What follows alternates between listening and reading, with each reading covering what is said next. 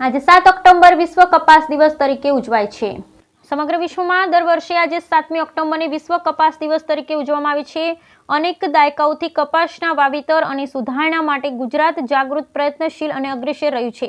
ભારત અને ગુજરાતના અર્થતંત્રમાં કપાસ ખૂબ જ અગત્યની ભૂમિકા ભજવે છે। તેનું ઉદાહરણ જોઈએ તો ગુજરાતની વર્ષ 1960માં સ્થાપના થઈ ત્યારે ગુજરાતની કપાસ ઉત્પાદકતા માત્ર 139 કિલોગ્રામ રૂપિયા પ્રતિ હેક્ટર હતી, જે આજે વધી આશરે 600 કિલોગ્રામ રૂપિયા પ્રતિ હેક્ટર સુધી પહોંચી છે। આ આંકડા પરથી અંદાજ લગાવી શકાય છે કે સંશોધન, વિસ્તરણ, સરકારના ખેડૂતલક્ષી અભિગમ અને ખેડૂતોના અથાગ પ્રયત્નથી રાજ્યને અબજો રૂપિયાની આવક કપાસ દ્વારા થઈ છે, જે કોઈપણ રાજ્યની અર્થતંત્ર માટે નાની સૂની બાબત નથી। કૃષિ મંત્રી રાઘવજી પટેલે કપાસ સંદર્ભે વિગતવાર વાત કરતા જણાવ્યું કે છેલ્લા 2 દાયકામાં કપાસ ઉત્પાદન ક્ષેત્રે ગુજરાતનું ચિત્ર બદલાયું છે। વર્ષ 2001-2 સુધીમાં ગુજરાતમાં કપાસનું વાવેતર વિસ્તારમાં જે 17.40 લાખ હેક્ટર હતો તે વર્ષ 2023-24 સુધીમાં વધી 26.83 લાખ હેક્ટર થયો છે।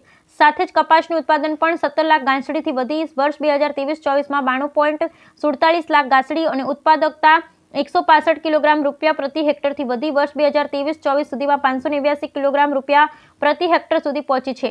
સુરેન્દ્રનગર જિલ્લા સહિત લખતર તાલુકામાં બીટી કપાસનો પાલ હાલ મુખ્યત્વે છે, ત્યારે ચાલુ સાલે ભારે વરસાદ પડવાને કારણે જિલ્લામાં બીટી કપાસનું ઉત્પાદન ઓછું રહેવાની શક્યતા સામે આવી હતી। Bureau report Jayendrasinh Zala, Lakhtar.